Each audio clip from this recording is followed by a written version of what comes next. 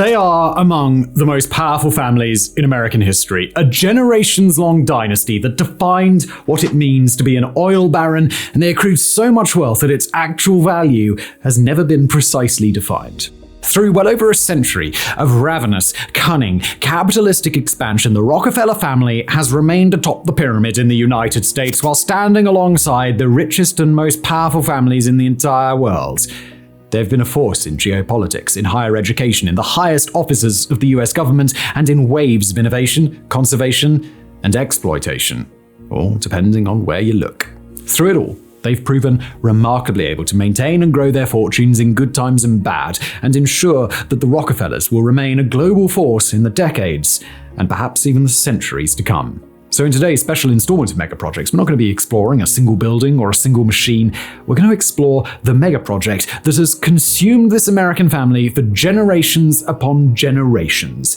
A grand business empire that's just as virile today as it's ever been.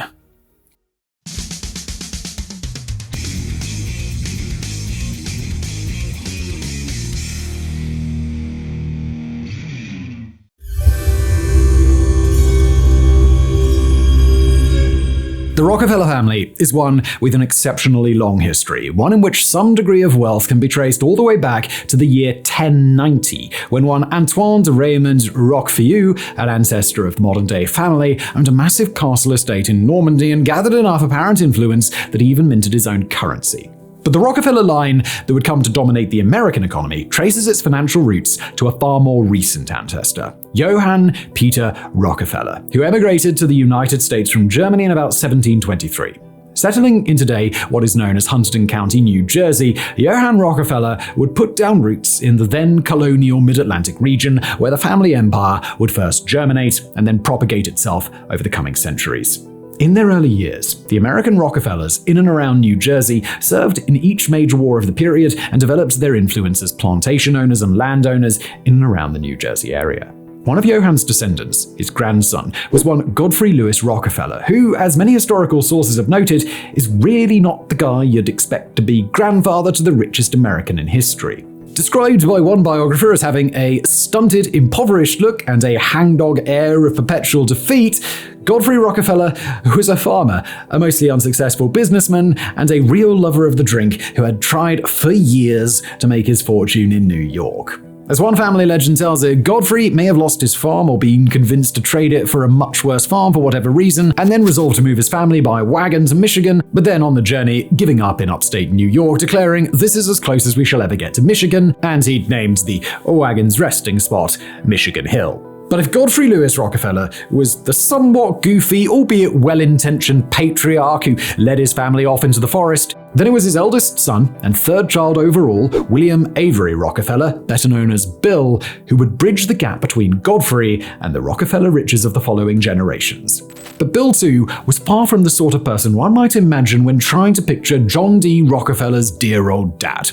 Known later in life as Devil Bill, the elder Rockefeller was a con artist who got his start as a street peddler selling potions, pills, and elixirs that simply didn't work. Frequently, he would claim to be both deaf and mute, or insist that he had credentials as a so-called botanic physician, because that's a real thing. Charismatic, convincing, and seemingly quite unapologetic about his roguery, Bill was able to amass a good deal of personal capital, helped along by his marriage to the daughter of a wealthy farmer. That daughter, by the way, he had also conned with the whole deaf and dumb routine, but had gotten to marry her nonetheless. The couple would have 6 children, of which the second and third were names you might recognize today: John Davison Rockefeller Sr., and yes, that's the John Rockefeller, as well as his younger brother, William Avery Rockefeller Jr. The two future oil magnates didn't grow up in a happy home. Devil Bill was rarely on the premises and frequently in trouble, while their mother, by all accounts, seemed to deeply regret her decision to marry him. But the two young men also got a hell of a crash course in business, courtesy of the same hustler who'd brought them into the world. Devil Bill's teachings were not the ones you'd expect to find at renowned business schools. As Bill himself once told a neighbor, "I do business deals with my sons, and I always try to cheat them to make them sharp." One of his most common tricks was to lend them money with an interest rate, go away for a bit, and then show up and suddenly demand immediate payment in full plus the accrued interest. If the boys were going to accept the money at all, it wasn't enough to just avoid spending it all in case their father returned. They had to grow it, or else it wasn't worth taking their father's loans in the first place. But as they grew older, they kept accepting the loans, and they eventually figured out how to have Devil Bill's money waiting for him when he came calling. As John D. Rockefeller would tell it in later life, "I had a peculiar training in my home. It seemed to be a business training from the beginning." The Rockefeller boys' relationship with their father would always be strained, but before long, it would change in a way that couldn't be recovered. In 1849, Devil Bill was indicted for the rape of the family's maid, and he fled his jurisdiction, leaving his sons behind to face the brunt of the humiliation. Over the next decades, Devil Bill would pose for years as a traveling doctor, while his sons, mostly out of contact, would claw their way up through the muck their father had dragged them down into. Through the early 1900s, Devil Bill and his sons never publicly acknowledged each other's existence, clearing the way for the Rockefeller reputation to develop without the family's true patriarch playing any role at all. But even by the time Devil Bill skipped town, the Rockefeller boys had started picking up real business acumen. Using their father's lessons on accrued interest, they began loaning sums to locals and collecting on the interest they received back. Using their mother Eliza's lessons, they developed an acute awareness of the importance of saving and putting aside sums for charitable donation. John picked up an education at Owego Academy, a well-regarded secondary school in New York, and then at Cleveland Central High School, the first free public high school established west of the Allegheny Mountains. He trained as a bookkeeper and put aside dreams of a career in music to work at a produce commission firm in Cleveland, where he learned the ins and outs of commercial transportation well enough to play the whole system and get his firm lower prices. Before long, though, Rockefeller chose to go into business for himself, with two partners who hoped to start a produce commission business of their own. To do it, Rockefeller pooled his own savings of $1,000 plus another $1,000 he borrowed from his not quite fully estranged father. He brought his younger brother William on board, and together the Rockefeller boys and their crew netted significant and rapidly expanding profits. As is the case in countless stories of business success, timing was everything for the Rockefellers. 2 years after their business started up, so did the Civil War, where their produce supply was desperately in need on the front lines. Neither John nor William would ever see combat, hiring substitute soldiers to go in their place, but their product would be present all up and down the Union lines. The company would do fantastic business over the course of the war, and with all that capital, the Rockefellers and their main partners, one Maurice B. Clark and his two brothers, started a new partnership with a chemist who was operating an oil refinery. Oil was in high demand during the war, with prices exponentially increasing, and the Rockefellers and the Clarks added critical and previously missing business acumen to their partner Samuel Andrews' operation. The crew got in on the early days of the oil boom, and by the time the Civil War ended in 1865, the Rockefellers had diversified their business to the point that they were sure to survive even after their lucrative wartime contracts were cancelled. By then, John D. had married his lifelong partner, Laura Spellman, who he would regard for decades as a woman of fantastic judgment and business insight. In 1867, John Rockefeller was able to outbid the Clark brothers for ownership of the oil business. With a bid of $72,500, Rockefeller gained sole practical control over his business, and 2 years later, the Rockefeller, Andrews, and Flagler Company was born. 3 years later, it would get a new name, and one that has echoed through American history: Standard Oil.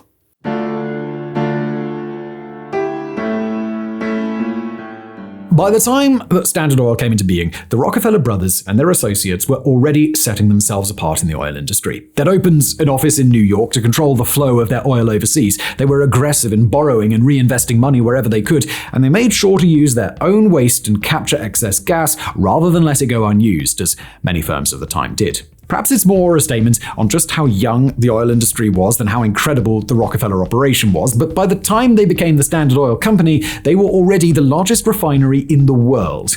The Rockefellers and their associates were rich beyond their wildest dreams. They'd have been able to live very comfortably even if they'd left the business entirely, but by this time, cashing out didn't seem to be on anyone's mind.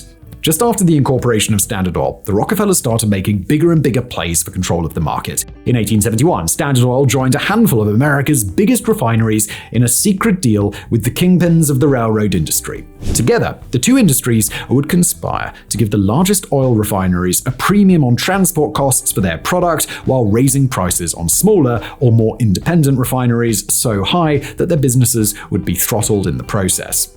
Every time one of those smaller organizations folded, Rockefeller was right there to buy them out. In one instance, known as the Cleveland Massacre, Rockefeller purchased 20 Cleveland oil companies in the span of just 1 month in 1972. By the end of the Rockefeller-led exercise in industrial cannibalism, Standard Oil controlled 25% of the entire American oil supply. The deal between the refineries and the railroads wouldn't last past 72, dissolved amidst massive public backlash against Standard Oil's actions. But that was just one casualty from Standard Oil's carnage. The other, more important casualty was the oil industry itself, which had now given way to a company marching toward monopoly status. From there, the Rockefellers did what they'd now established as their standard practice. They reinvested their earnings and expanded outward yet again. Before long, they put refineries into New York and Pennsylvania, even acquiring one of their largest competitors just years after that rival company had been instrumental in the breakup of the rail and oil cartel. Meanwhile, they expanded oil access to the middle and lower classes, raising the standard of living across America while vastly increasing demand for their own product.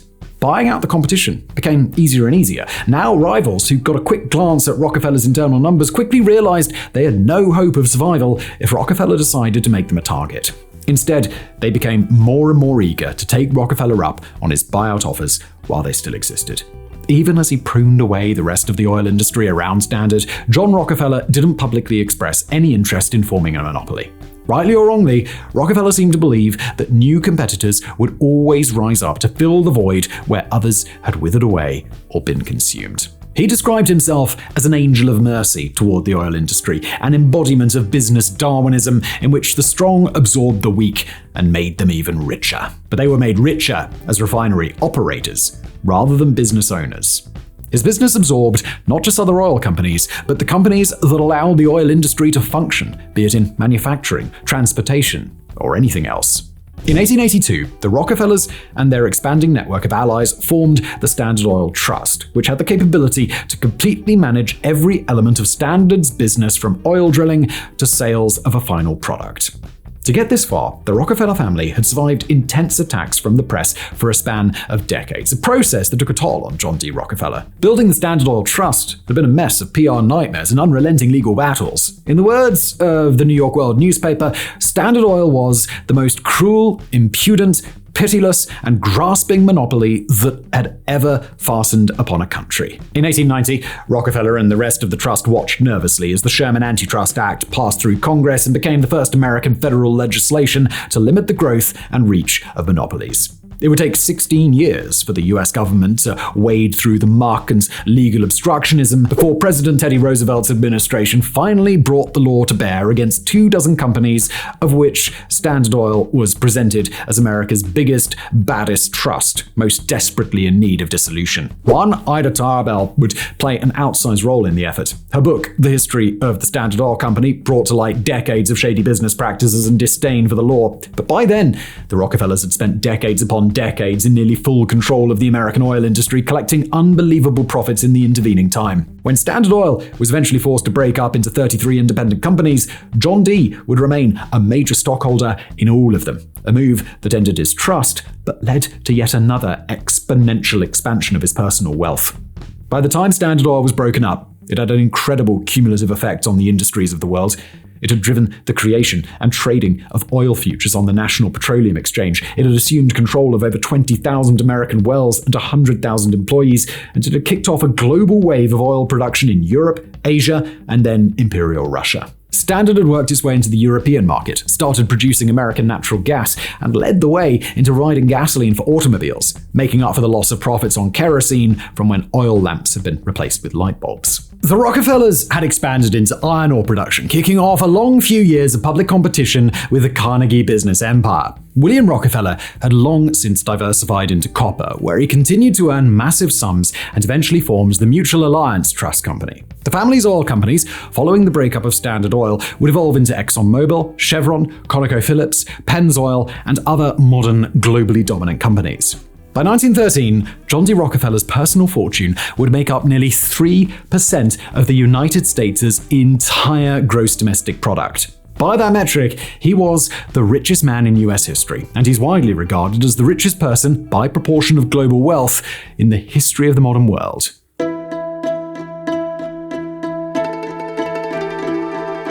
Of course, John D. Rockefeller's personal dominance over the oil industry couldn't last forever. By the end of the first decade of the 20th century, he was stepping back from business and focusing more on philanthropic efforts across the United States. He founded the Rockefeller Institute of Medical Research in New York City, which has since grown as the graduate-only Rockefeller University. The work done in those labs would cure meningitis, identify the purpose of DNA, and make many other critical contributions to global health. Rockefeller would invest his money heavily into education and medicine, and in 1913, he'd create the Rockefeller Foundation and contribute an initial investment of $100 million, which is today equivalent to several billion dollars. The organizations that Rockefeller founded and funded would go on to nearly eradicate hookworm and yellow fever from the United States, but Rockefeller himself would die in May of 1937 at the age of 97, long after he had personally finished his work.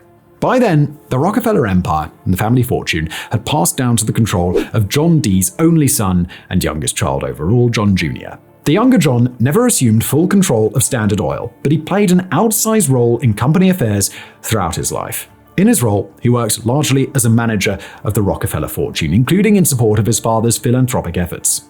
He gained notoriety for his involvement in the organized labor disputes leading to 1914's Ludlow Massacre, in which militiamen fired upon striking workers at a Rockefeller-controlled company in an incident that saw many women and children killed by fire while trying to take shelter. But despite this black mark on the Rockefeller name, John Jr. proved to be a competent steward for his family. It was during this time that the Rockefellers established two policies that would define their fortune for years to come. One of those policies was to keep control of the family fortune in the hands of its male members, despite the outsized influence of John Jr.'s mother and his own wife, each of whom would likely have been more than competent enough to manage the fortune if given the opportunity. Instead, they each received allowances from the male members of their family, even on occasion, like that of John Jr., where it meant that his family's only boy and youngest child would gain stewardship of the finances of all four of his older sisters. The other decision, or was perhaps the key reason, that the Rockefellers have kept or even grown their fortune while other Gilded Era-age families have since lost it. Their decision to keep a majority of their wealth not just locked away in a trust, but managed by a committee of professional money managers. The Rockefellers, of course, do get a say in how that money is managed, but the day-to-day minutiae of the family fortune are left to the most highly competent people the family can find, rather than being squandered by the family's second and third generations of heirs. The family's total net worth, as well as the personal wealth of its members, has long since been obscured from public view to the point that independent researchers have not been able to establish any reliable estimates on the family fortune for nearly a century. In the years John Jr. spent at the head of the Rockefeller family, the Rockefellers were responsible for the construction of Manhattan's Rockefeller Center, a lifeline for 75,000 New York families during the Great Depression. The family established the United Service Organizations, or USO, an aid agency for U.S. military members and their dependents during the height of World War II. John D. was responsible for the donation of the plot of land where the United Nations headquarters now sits, a move that single-handedly brought the UN headquarters to New York City. The family would spearhead the construction of low-income housing all across New York. The family's trust holdings would merge with Chase National Bank, which would later evolve into the modern J.P. Morgan Chase, while the 1920s-era Dunbar National Bank in Harlem would briefly be New York's most prominent bank run by Black Americans. John Jr. would play an outsized role in the widespread growth and adoption of the Alcoholics Anonymous program, in the birth control activism of Margaret Sanger, and in the purchase and donation of countless square miles of land for the benefit of America's national parks. According to some tellings,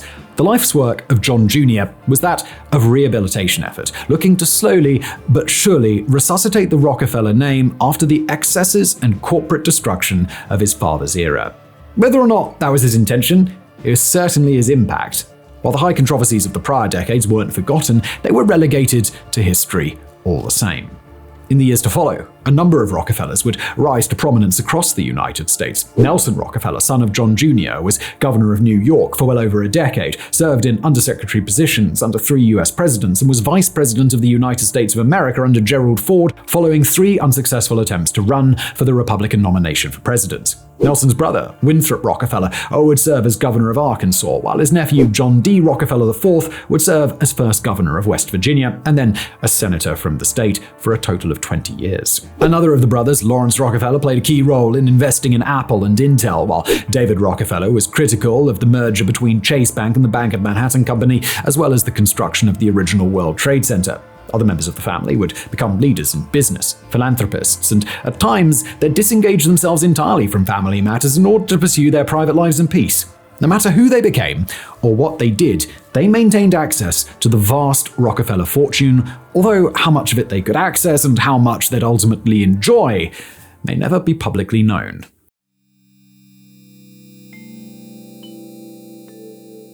The modern-day Rockefeller family stretches across several generations and a wide radius of states within the continental US. The total sum of their wealth, while still unknown, is believed to be far beyond the publicly known estimates of the family's net worth, which today typically coalesce around a figure of $8 to $9 billion. The family still continues to receive honors across New York, Washington, D.C., and the rest of the U.S., and the family's most recently deceased patriarch, David Rockefeller, is believed to have given about $900 million in charitable donations over the course of his life until his death in 2017. Today, the Rockefeller most likely to be described as its patriarch is David Jr., but the fortune itself is believed to exist outside the authority of any individual Rockefeller. Today, members of the family are patrons of the arts, investors in scientific research, leaders in business and entrepreneurship, and trustees in all manner of enterprise, academia, and conservation. Perhaps the family's greatest asset today, besides the fortune itself, is the incredible amount of personal connections they claim all up and down America and global industry. The modern-day Rockefellers have ties with just about anybody who's anybody, and a family name credibility that's just about unmatched in modern American society.